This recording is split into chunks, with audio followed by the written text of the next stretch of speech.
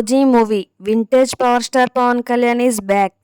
ఈ మూవీ నుంచి వచ్చిన ఫస్ట్ సాంగ్, సెకండ్ సాంగ్ వల్ల హైప్ ఒక రేంజ్లో పెరిగిపోయింది. టీజర్ చూశాక బొమ్మ బ్లాక్ బస్టర్ అయ్యేలా ఉందని అందరికీ అర్థమైపోయింది.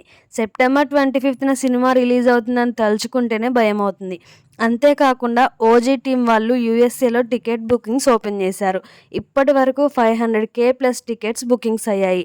ఓన్లీ అడ్వాన్స్ బుకింగ్స్లో ఈ రేంజ్లో సేల్స్ అవ్వడం అంటే మామూలు మ్యాటర్ కాదు. మన ఓజీ మూవీనే నెంబర్ 1 ప్లేస్లో ఉంది. ఈ మూవీ రిలీజ్ డేట్ వచ్చేలోపు సింపుల్గా 1 మిలియన్ టికెట్ బుకింగ్స్ అయితే ఖచ్చితంగా అవుతాయి.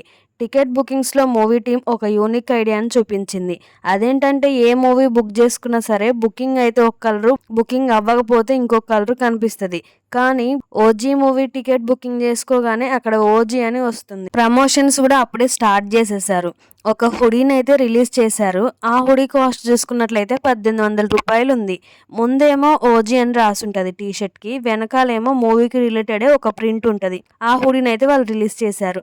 అంత కాస్ట్ ఉంది, ఎవరు కొంటారు, ఎవ్వరు కొనరు, అంత కాస్ట్ పెట్టని అనుకున్నా. కానీ నేను కూడా ఒకసారి బుక్ చేద్దాం, ట్రై చేద్దామని ఓపెన్ చేస్తే అవుట్ ఆఫ్ స్టాక్. వామ్మో, నిజంగా వీళ్ళ ప్రమోషన్స్ పీక్స్లోకి వెళ్ళిపోయినాయి. సో ఈ మూవీ బ్రేక్ ఈవెన్ ఎంత, సినిమా హిట్ అయ్యే అవకాశం ఉందా లేదా అనేది క్లారిటీగా మాట్లాడుకుందాం. నాకెందుకో ఈ మూవీ రివెంజ్ స్టోరీ లాగా ఉండబోతుంది అనిపిస్తుంది.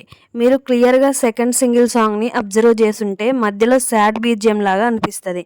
దానివల్ల ఈ మూవీలో హీరోయిన్ చనిపోతుంది అని సోషల్ మీడియాలో తెగ వైరల్ అవుతుంది.